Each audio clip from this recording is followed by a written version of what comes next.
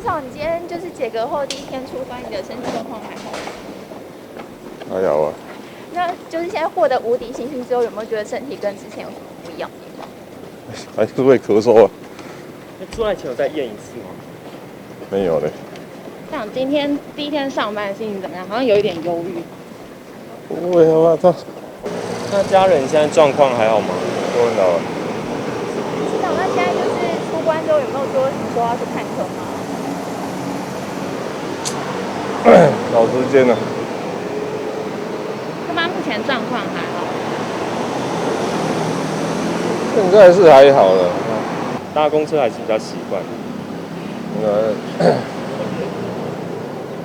不用正常就好了。我刚刚咳嗽还有点不舒服。对。啊，还好啦，这个没事也会咳嗽啊。